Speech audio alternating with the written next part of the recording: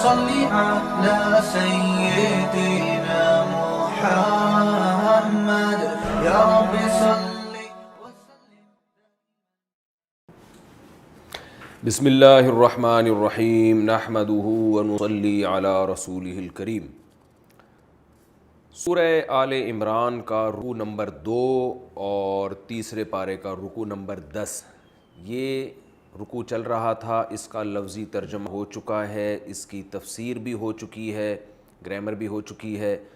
اس میں جو علم نکات تھے میں نے کہا تھا کہ میں انشاءاللہ اگلے ایپیسوڈ میں وہ بیان کروں گا. تو آج انشاءاللہ میں جو موٹے موٹے ہمیں اسباق ملتے ہیں نمبر وار میں بیان کر کے اگلے رکوع کی طرف چلوں گا انشاءاللہ.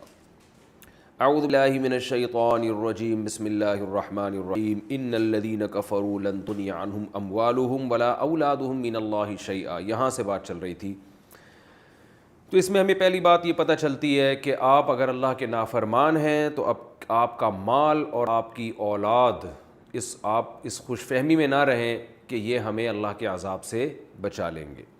ایمان ضروری ہے. ایمان کے بعد شفاعت بھی کام آئے گی، پیچھے لوگ آپ کے لیے دعا کریں گے وہ بھی کام آ سکتی ہے. لیکن اگر آپ کی موت کفر پر ہو رہی ہے، آپ اللہ کے باغی ہیں، تو پھر کوئی چیز آپ کے کام نہیں آ سکتی.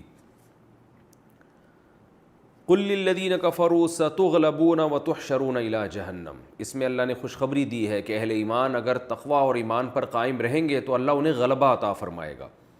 یعنی ایسا نہیں ہے کہ اللہ ہمیشہ انہیں آزمائش میں ہی رکھے گا، بلکہ ظاہری طور پر بھی اللہ انہیں فتح اور نصرت سے نوازے گا. لیکن قرآن میں اللہ نے دوسری جگہ حکم دیا کہ بشرطے کہ تم تقوی اختیار کرو.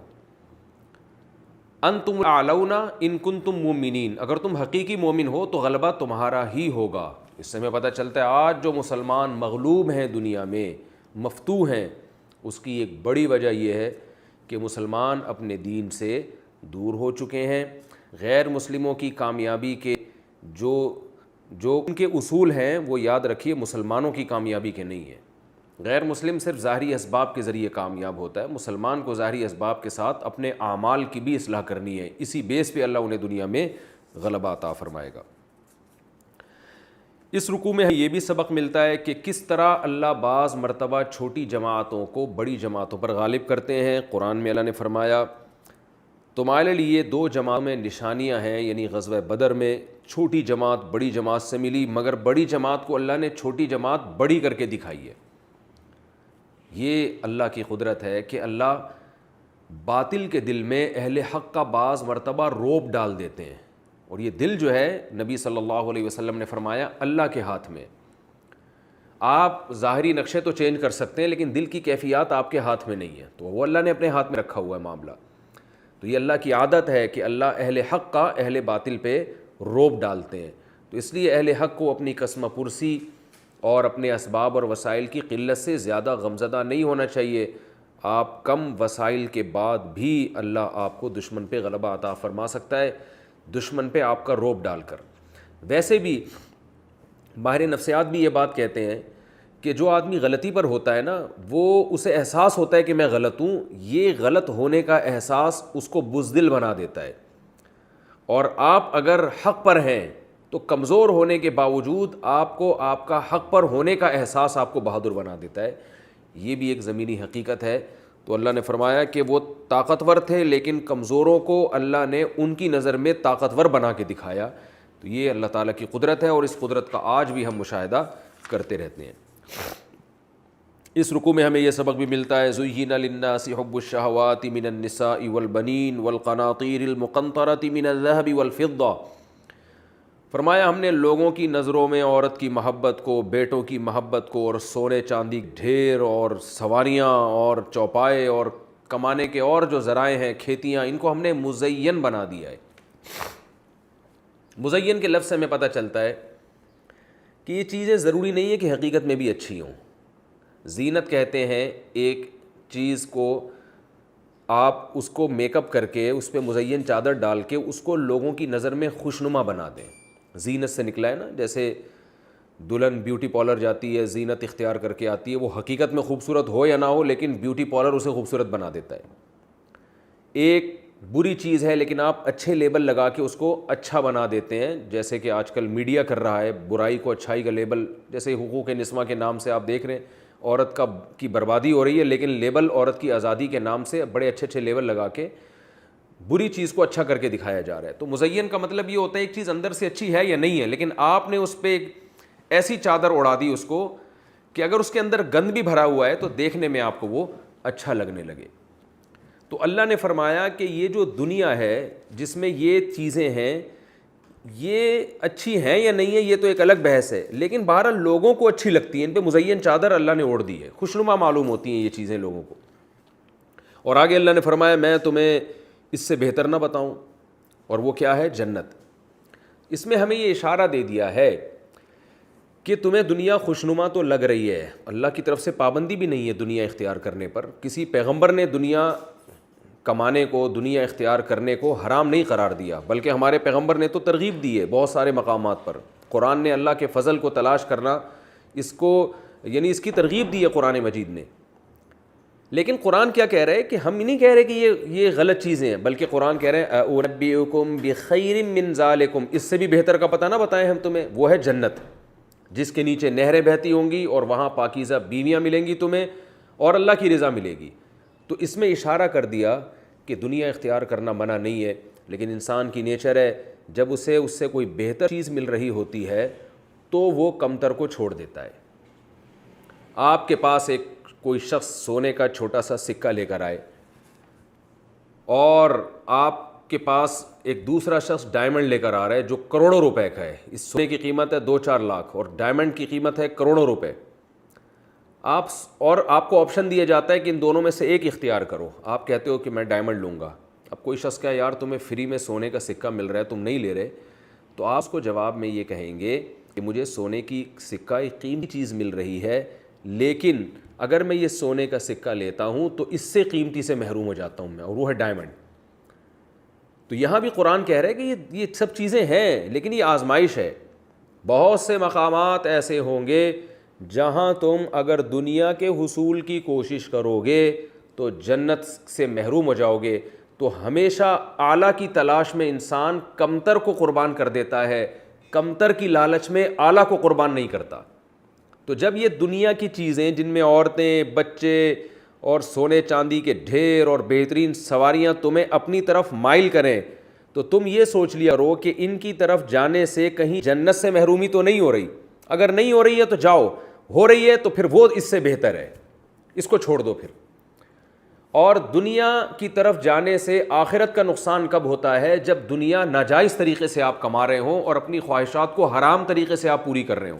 جیسے اللہ نے عورت کا ذکر کیا، اگر عورت سے تعلق آپ بغیر نکاح کے رکھ رہے ہیں، دوستیاں لگا رہے ہیں، تو یہ تعلق قیامت کے دن آپ کو جنت کی نعمتوں سے محروم کر دے گا۔ ایسے موقع پہ آپ نے گھٹیا چیز کو لے لیا اور اعلیٰ سے آپ محروم ہو گئے۔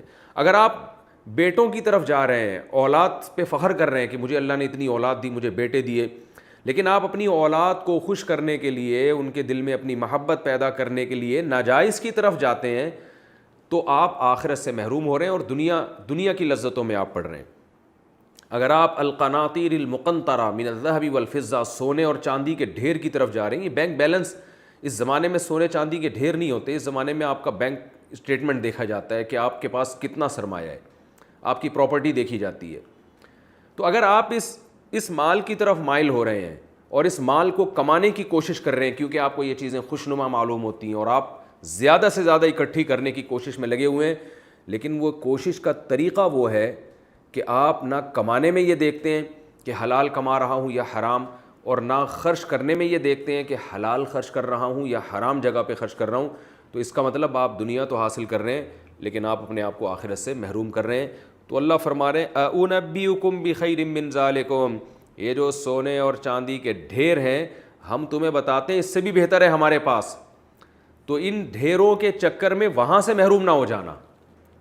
ہاں، نبی صلی اللہ علیہ وسلم نے فرمایا اگر کوئی ایمانداری سے تجارت کرتا ہے اور مال اس لیے کماتا ہے تاکہ لوگوں کے سامنے ہاتھ نہ پھیلائے اور خیر میں خرچ کر سکے، اس کو رشتہ داروں پہ خرچ کر سکے، تو اس پہ تو خوشخبری ہے کہ وہ قیامت کے دن پیغمبروں کے ساتھ ہوگا، کیونکہ یہاں مال اسے آخرت سے غافل نہیں کر رہا بلکہ مال آخرت میں اور ترقی کا ذریعہ بن رہا ہے۔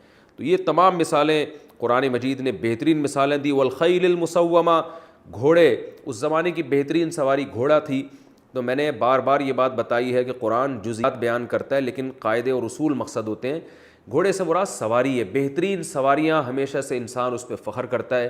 آج کی بہترین سواری بڑی بڑی گاڑیاں ہیں جن میں لوگ فخر کرتے ہیں اور رکشے اور ٹیکسی والوں کو حقارت کی نظر سے دیکھتے ہیں.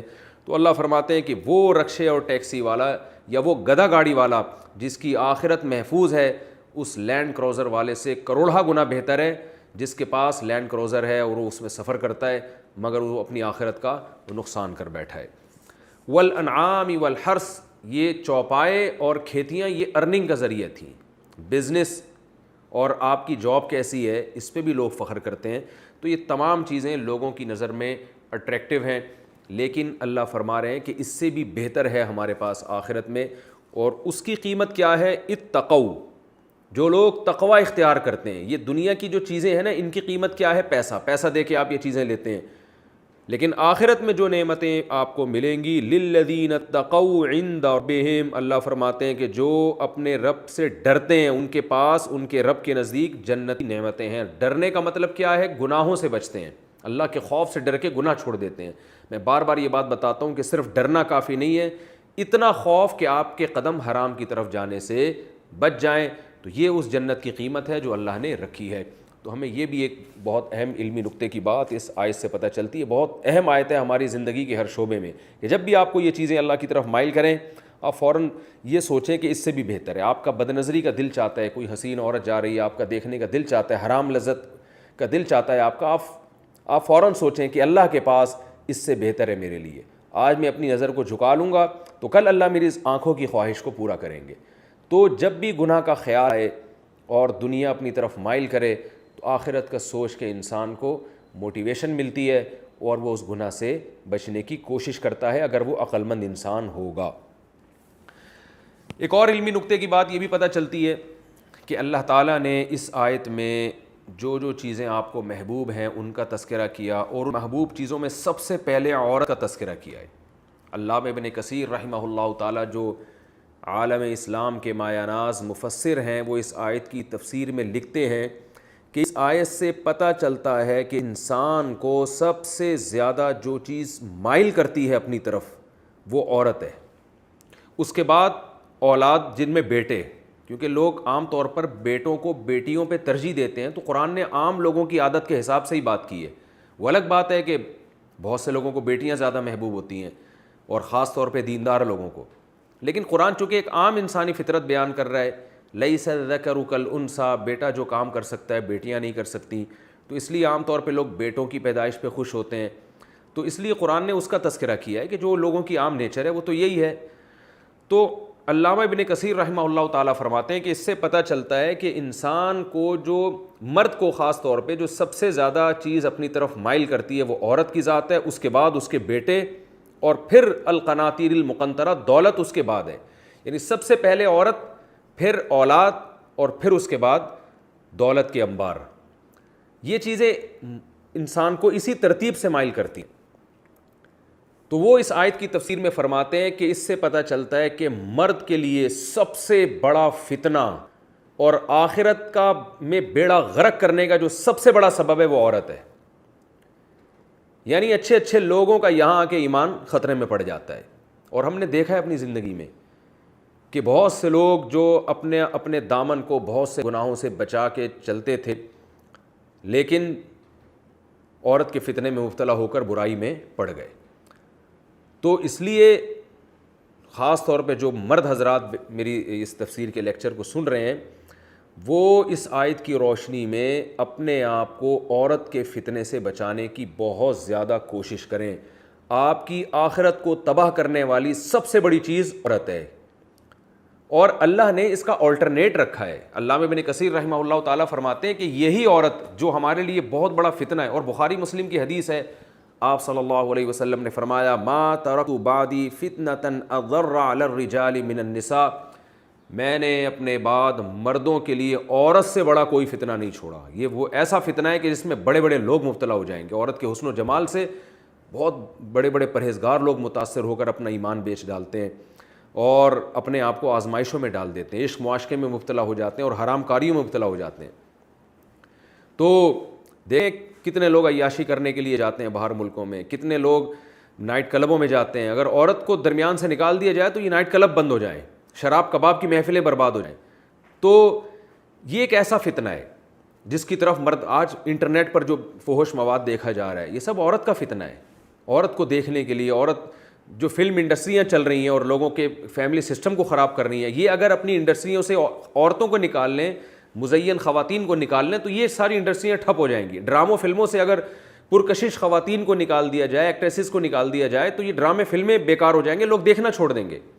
ہر چیز جو پروڈکٹ آپ مارکیٹ میں لانا چاہتے ہیں اس میں عورت کی تصویر کمپنیاں لگاتی ہیں تاکہ اس عورت کو, اس لڑکی کو دیکھنے کے بہانے لوگ ہماری پروڈکٹ کو دیکھیں. تو وجہ کیا ہے کہ اللہ نے عورت کو بنایا مرد کے لیے اٹریکٹیو ہے, اور یہ ایک, تو اس سے پتہ چلتا ہے یہ آزمائش ہے ہماری, یہ انٹرٹینمنٹ کے لیے نہیں بنایا, یہ آزمائش کے لیے بنایا ہے. اس آزمائش سے بچنے کا سب سے بہترین طریقہ جو قرآن و سنت نے ہمیں بتایا ہے, ایک تو نظر کی حفاظت, دوسرا اس حرام کو حلال کرو, نکاح کے ذریعے عورت کے قریب جاؤ. علامہ ابن کثیر رحمہ اللہ تعالیٰ اس آیت کے تحت فرماتے ہیں کہ اگر یہی عورت آپ نکاح کے ذریعے حاصل کرتے ہیں تو وہ فرماتے ہیں کہ یہی آزمائش کے بجائے آپ کے لیے اللہ کی رحمت بن جاتی ہے. جیسے کہ پیغمبروں نے نکاح کثرت سے کیے تو اس کے دو فائدے ہوں گے آپ کو. ایک تو یہ نکاح عبادت ہے, آپ حلال طریقے سے ایک عورت کو حاصل کر رہے ہیں, اس سے آپ کی جائز خواہش بھی پوری ہوگی اور آپ حرام خواہش سے آپ کے قدم بچ بھی جائیں گے. یعنی دنیا میں آپ کو ایک اللہ نفع بھی عطا فرمائیں گے, اس سے آپ کو اولاد یعنی بیٹوں کی نعمت, بیٹیوں کی نعمت بھی دیں گے.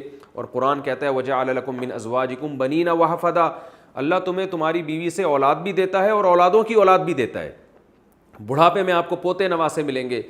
تو یہی عورت اگر آپ حلال طریقے سے حاصل کریں تو یہی آپ کے لیے فتنہ اور آزمائش کے بجائے اللہ کی رحمت بن جاتی ہے. تو علامہ ابن کثیر رحمہ اللہ تعالیٰ اس آیت کے تحت لکھتے ہیں کہ نکاح کی جو کثرت ہے وہ پسندیدہ چیز ہے, کیونکہ بخاری میں عبداللہ بن عباس رضی اللہ عنہ کا قول ہے تزوجوا فإن خیر هذه الامة اکثرهم نساء, نکاح کرو اس لیے کہ اس امت میں جو سب سے بہتر تھے محمد صلی اللہ علیہ وسلم انہوں نے سب سے زیادہ نکاح کیے, ان کی ازواج کی تعداد سب سے زیادہ تھی. تو آج ہمارے ہاں جو خانقاہوں میں یا تبلیغ میں یا دیندار طبقے میں عورت کے جو فتنہ ہے اس سے بچانے کی جو کوشش کی جا رہی ہے وہ پائیدار نہیں ہے. وہ کوشش یہ کی جا رہی ہے کہ صرف نظر کی حفاظت کرو اور جو ہے فحش پروگرام مت دیکھو اور یہ مت کرو اور یہ مت کرو. یہ بھی ٹھیک ہے, یہ بھی ضروری ہے, قرآن نے ایسا حکم دیا ہے.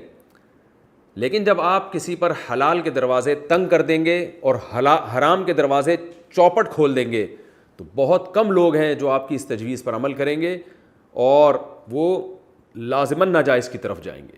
میں اس کی ایک مثال دیتا ہوں کہ ایک شخص کو بھوک لگ رہی ہے, اس کا روٹی کھانے کا دل چاہ رہا ہے اور بار بار دل چاہ رہا ہے کہ میں چوری کر لوں. آپ اسے کب تک سمجھائیں گے کہ چوری مت کرو, چوری گناہ کی چیز ہے؟ بھائی اس کے بھوک تو مسلسل لگ رہی ہے نا اس کو, وہ اور یہ اس کی باڈی کی ریکوائرمنٹ ہے. اس کا بہترین حل یہ ہے, کوئی عقل مند آدمی جائے گا, اسے پیسے پکڑائے گا, بولے گا جا بھائی خرید کے کھا لے, چوری مت کر. جب خرید کے کھا لے گا تو اس کی ایک جائز, ایک جو اس کی باڈی کی ریکوائرمنٹ تھی وہ پوری ہو جائے گی, تو اس کے قدم برائی سے بچ جائیں گے. تو اس سے پتہ چلتا ہے کہ اللہ نے مرد کے لیے جو سب سے بڑا فتنہ بنایا ہے وہ عورت کو بنایا ہے. آپ عورت حلال طریقے سے حاصل نہیں کرو گے تو یہ عورت آپ کی تقوی, آپ کی علم, آپ کی پرسنالٹی اور آپ کی عزت اور یہ تمام چیزیں ہونے کے باوجود یہی عورت آپ کا بیڑا غرق کر دے گی. یہی عورت جو ہے آپ کو برائی کے اندر مبتلا کر دے گی. سب عورتیں نہیں, لیکن جو کرتی ہیں وہ بھی عورت ہی ہوتی ہیں.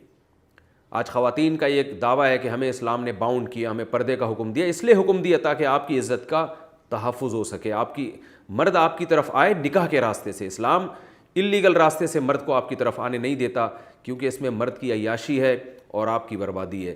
تو اللہ ہماری خواتین کو بھی یہ سمجھ عطا فرمائے کہ وہ نکاح کے علاوہ کسی اور راستے سے اپنی طرف مرد کو آنے نہ دیں, کیونکہ نکاح کر کے جب مرد عورت کی طرف آئے گا تو بھاری قیمت اس کو دینی پڑے گی. اس کو اپنی بیوی کے لیے گھر ارینج کر کے دینا پڑے گا. ساری زندگی گیس بجلی کے بل ہیں, بچوں کی کفالت ہے, بچوں کی پیدائش کا خرچہ ہے اور مرنے کے بعد وراثت میں حصہ ہے. یہ ساری فیسلٹیز عورت کو ملتی ہیں.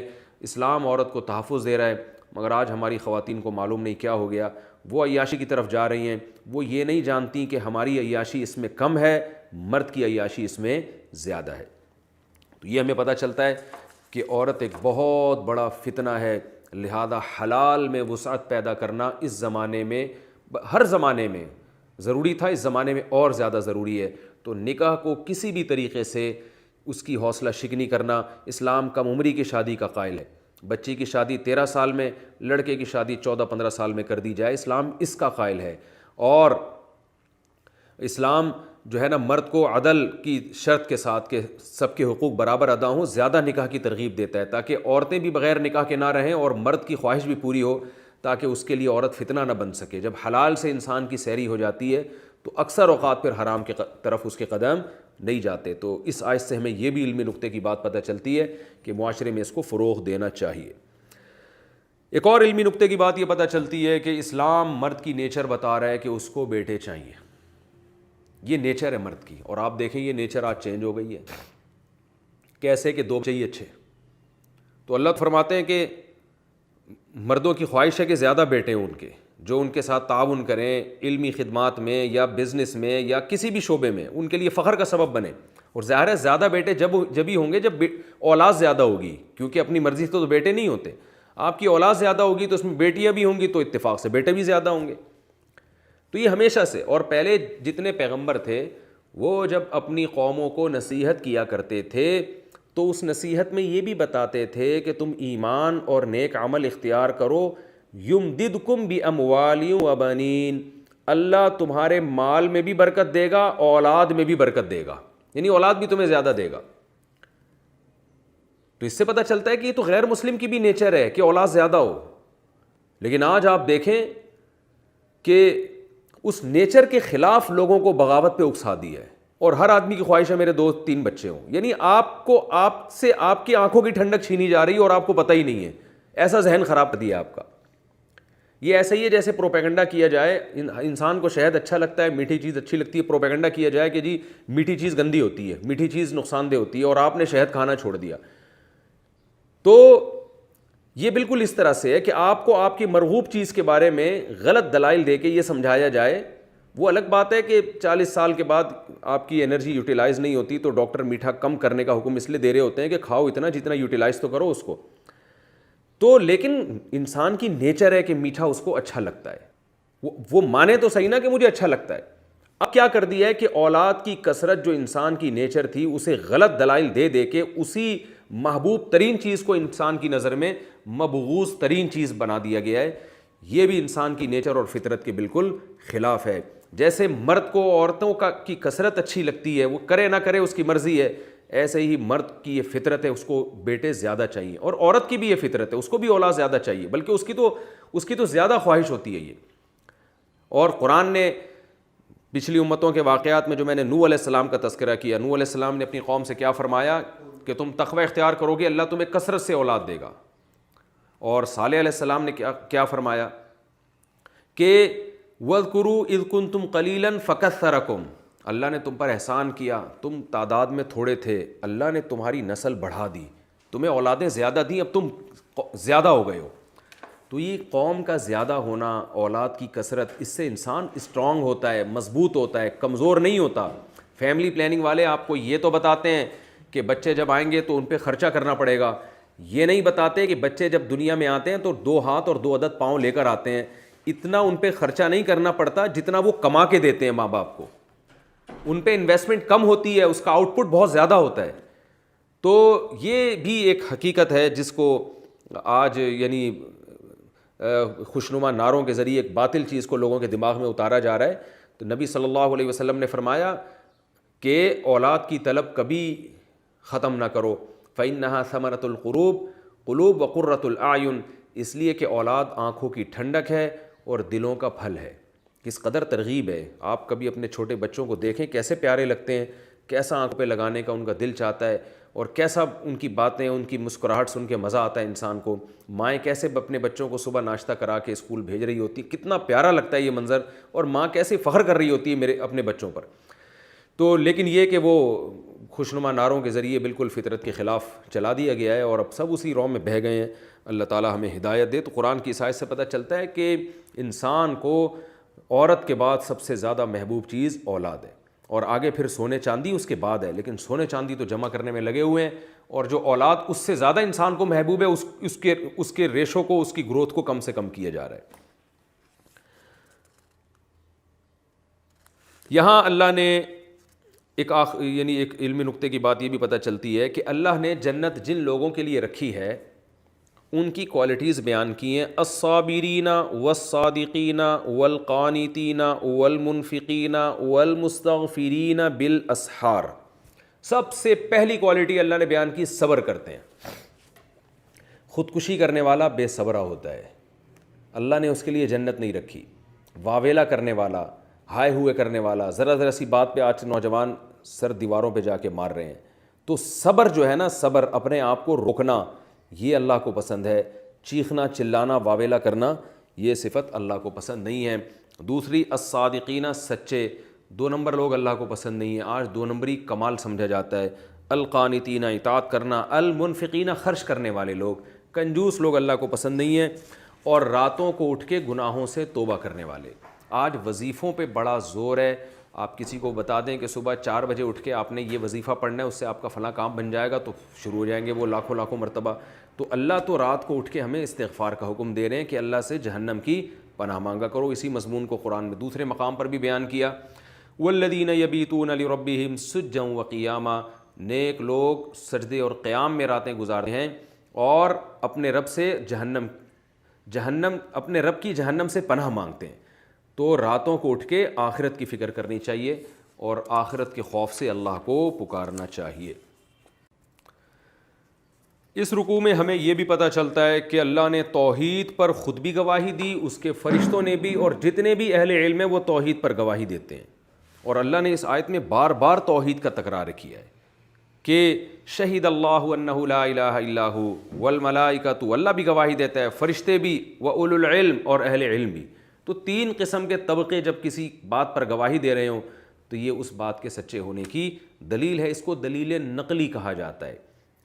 لا الہ الا ھو العزیز الحکیم. اور ان الدین عند اللہ الاسلام, یہ ہمارے لیے بڑے فخر کی بات ہے کہ اللہ نے ببانگ دوہل اعلان کر دیا کہ جب اسلام دنیا میں آیا ہے تو پھر اسلام کے علاوہ کوئی اور مذہب اللہ کی نظر میں قابل قبول نہیں ہے. اور یہ بھی بتا دیا اللہ نے کہ یہ اسلام کے علاوہ کوئی مذہب اللہ قیامت میں نہیں مانے گا.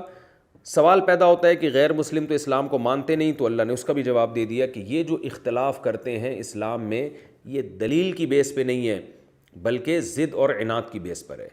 تو ہمیں اپنے بارے میں بھی سوچنا چاہیے کہ ہم اگر کسی سے کسی مسئلے میں اختلاف کرتے ہیں تو بغیم بینہم تو نہیں ہے وہ اختلاف. ایسا تو نہیں ہے کہ ضد اور ہٹ دھرمی اور حب جاہ کی بیس پر کہ ہم کسی سے آگے نکلنا چاہتے ہیں. قرآن میں یہ مضمون بہت زیادہ بیان ہوا ہے کہ حق سے اختلاف کرنے والے اکثر و بیشتر دلائل کی دنیا میں نہیں بلکہ ضد اور حسد کی بیس پہ. تو جو بیماری کامن ہوتی ہے اس کے بارے میں یہ سوچنا چاہیے کہ یہ بیماری میرے اندر تو نہیں ہے. اب کرونا پھیلا ہوا ہے, بہت سے لوگ ٹیسٹ کروا لیتے ہیں کہ یار تھوڑے سی بھی علامات ظاہر ہوتی ہے ٹیسٹ کروا لیتے ہیں کہ میرے اندر, ایسا تو نہیں کہ یہ جرثومہ میرے اندر چلا گیا ہو, یہ وائرس میرے اندر آ گیا ہو اور میں بیمار ہو گیا ہوں. تو روحانی بیماریاں بھی جو ہوتی ہیں جس کے بارے میں قرآن کہتا ہے یہ اکثر لوگوں میں پائی جاتی ہیں, تو ہمیں اپنا بھی ٹیسٹ کرانا چاہیے کہ یہ بیماری کہیں ہمارے اندر نہ ہو. اس کا بہت خیال کرنا چاہیے. آپ ڈیبیٹ میں جب کسی سے اختلاف کر رہے ہیں تو بار بار یہ استحضار کیا کریں, سوچا کریں کہ کہیں میں نے اس کو انا کا مسئلہ تو نہیں بنا لیا. ایسا تو نہیں ہے کہ میں سامنے والے کی بات مانوں گا تو میں چھوٹا ہو جاؤں گا, وہ بڑا ہو جائے گا. ایسا تو نہیں ہے میں اپنے مسلک کی تائید کے لیے دلیل دے رہا ہوں تو میرا مقصد اپنے مسلک کو بس صحیح ثابت کرنا ہے, حالانکہ دوسرے مسلک کے پاس دلیل مضبوط ہے, مجھ سے زیادہ مضبوط ہے. ایسا تو نہیں کہ میں اس کو نیچا دکھانا چاہتا ہوں. یہ ہمارے مذہبی فرقوں میں یہ بیماری ہول سیل کے حساب سے ہے, ہمارے سیاسی لیڈروں میں یہ بیماری اور سیاسی لیڈروں کو فالو کرنے والوں میں یہ بیماری بہت زیادہ ہے. اگر آپ کی سیاسی لیڈر سے کوئی غلط کام ہوگا آپ نے اس کی تعویل کر کے اس کو اچھا قرار دینا ہے. اپوزیشن سے اگر اس کے لیڈر سے اگر کوئی اچھا کام بھی ہوگا آپ نے اس کو غلط قرار دے کر اس کو برا قرار دینا ہے. یہ آج کل ہو رہا ہے اور لوگ دیکھ رہے ہیں کہ اپنا لیڈر بہت اچھا چاہے جتنا برا ہو، سامنے والا بہت برا چاہے جتنا اچھا ہو. تو یہ معیار یہ سب جگہ چل رہی ہے، اور یہ چیز انسان کو جہنم میں لے جانے کا سبب بنتی ہے. قرآن میں اللہ نے کیا فرمایا؟ اولو العلم قائما بالقسط، کہ اولو العلم جو گواہی دیتے ہیں انصاف پر کھڑے ہو کر دیتے ہیں، وہ رشتہ داری کو، اپنی سیاسی جماعتوں کو، اپنے مسلک کو درمیان میں نہیں لے کر آتے، جس چیز کو حق سمجھتے ہیں اس کو وہ بیان کرتے ہیں. تو ہمیں بھی اس کا خیال کرنا چاہیے. اور ایک اور علمی نکتے کی بات ہمیں اس سے یہ بھی پتہ چلتی ہے، فَإِنْ حَاجُّوكَ فَقُلْ أَسْلَمْتُ وَجْهِيَ لِلَّهِ وَمَنِ اتَّبَعَنِ. یہ بہت اہم پوائنٹ کی بات ہے جو قرآن بار بار بیان کرتا ہے، لہذا میں بھی اس علمی نکتے کو بار بار ہائی لائٹ کرتا ہوں. قرآن کہہ رہا ہے اتنے دلائل سننے کے بعد بھی اگر یہ آپ سے حجت بازی کرتے ہیں تو آپ ان کو واضح لفظوں میں کہہ دیجئے کہ میں اور میرے فالوورز اپنے آپ کو اللہ کے سپرد کر چکے ہیں. تم ایمان لاتے ہو تو لاؤ، نہیں لاتے ہو تو تمہاری مرضی. یہ کام ہوتا ہے بحث کو ختم کرنے کے لیے، ٹائم بچانے کے لیے، کہ ایک ہی طبقے پر آپ نے صبح و شام محنت نہیں کرنی ہے. آپ کے پاس ٹائم کم ہے اور دعوت کا میدان میں آپ کے پاس شعبے بہت زیادہ ہیں. تو ایسا نہ ہو کہ آپ ساری صلاحیتیں کسی ایک شخص پہ یا کسی ایک جماعت پہ لگا دیں اور آپ دیکھیں کہ یہ لوگ صحیح نہیں ہو رہے تو میں ان کو جب تک صحیح نہیں کروں گا میں دنیا سے جاؤں گا نہیں. یہ غلط طریقہ ہے. بہت سے لوگ دنیا میں ایسے ہیں کہ آپ اس طبقے کو چھوڑ کر دوسرے طبقے پہ محنت کریں گے، وہ آپ کی بات کو سنیں گے. رسول اللہ صلی اللہ علیہ وسلم نے 13 سال مکہ میں دعوت کا کام کیا، بہت تھوڑے لوگ ایمان لائے. اللہ نے حکم دیا کہ یہاں سے چلے جائیں آپ، یہ جتنے لے آئے ہیں اب اس سے زیادہ نہیں لائیں گے. اب کیا ہے، آپ آخری نبی ہیں، اب آپ کا وقت ضائع ہوگا. ایسے لوگوں پہ جا کے محنت کریں جو آپ کی بات کو سنیں. تو مدینہ گئے ہیں، کیسا استقبال ہوا، اور 10 سال کے عرصے میں 10,000 کا لشکر تیار ہو کے مکہ میں داخل ہوتا ہے، اور پھر مکہ والے بھی ایمان لے آئے. تو یہ ہے، اس کو کہتے ہیں کہ براءت کا اعلان کر دینا، کہ بھائی ہم جتنا سمجھا سکتے تھے ہم نے آپ کو سمجھا دیا ہے، اس سے زیادہ ہمارے اندر صلاحیت نہیں ہے. میں نے دیکھا ہے اچھے اچھے لوگوں کی صلاحیتیں اس میں برباد ہوتی ہیں.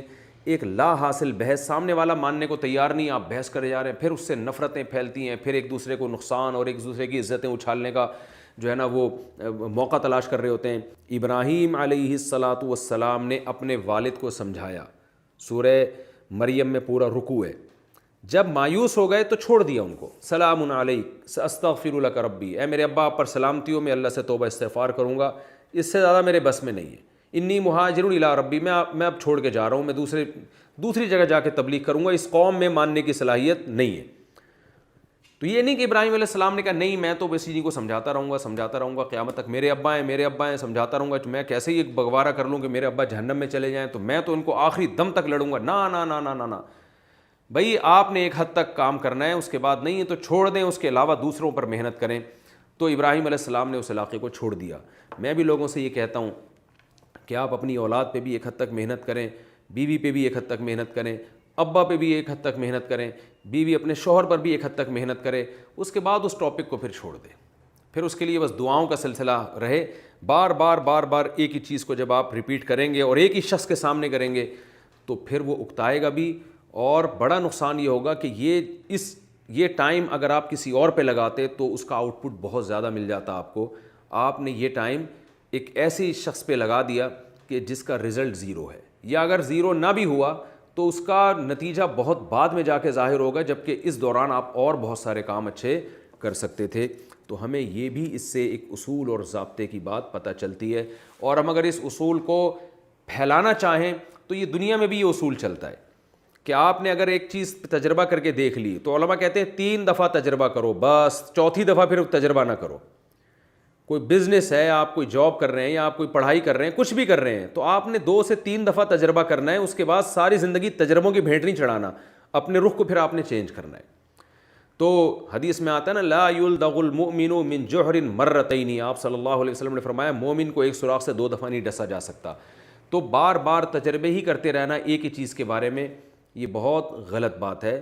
اس سے انسان کا ٹائم ضائع ہوتا ہے. امکان تو ہوتا ہے کہ اس دفعہ تجربہ کامیاب ہو جائے، لیکن ہم انہیں امکانات پہ نہیں چلنا، ہم نے زمینی حقیقت کو دیکھنا ہے. تو اس لیے فرمایا وَإِن تَوَلَّوْا فَإِنَّمَا عَلَيْكَ الْبَلَاغُ، اے نبی آپ کے ذمے تو پہنچانا ہے، اگر یہ اس کی پیشکش کو قبول نہ کریں تو بس آپ ان کو اپنے حال پہ چھوڑ دیں. وَاللَّهُ بَصِيرٌ بِالْعِبَادِ، اللہ اپنے بندوں کو دیکھ رہا ہے، تو داعی کو بھی اس میں زبردست تسلی ہے کہ آپ نے اپنا کام کرنا ہے، اپنی بات کو پہنچانا ہے حق کو، لوگوں کو نہیں دیکھنا کہ لوگ بات مان رہے ہیں کہ نہیں مان رہے ہیں۔ نوح علیہ السلام نے 950 سال دعوت دی ہے، کوئی نہیں مانا 40-50 لوگوں کے علاوہ، اللہ نے فیصلہ کر دیا۔ تو اگر آپ حق پر ہیں تو اللہ بہرحال آپ کے ساتھ ہے، اور اللہ خود ہی باطل لوگوں سے قیامت کے دن انتقام لے لے گا۔ یہ بہت بڑی تسلی کی چیز ہے۔ یہ رکوع ہمارا کمپلیٹ ہوا۔ اگلے ایپیسوڈ میں انشاءاللہ اس کے بعد والا رکوع میں آپ کے سامنے پیش کروں گا۔ اللہ تعالی ہم سب کو سمجھنے کی اور عمل کرنے کی توفیق فرمائے۔ وما علینا الا البلاغ۔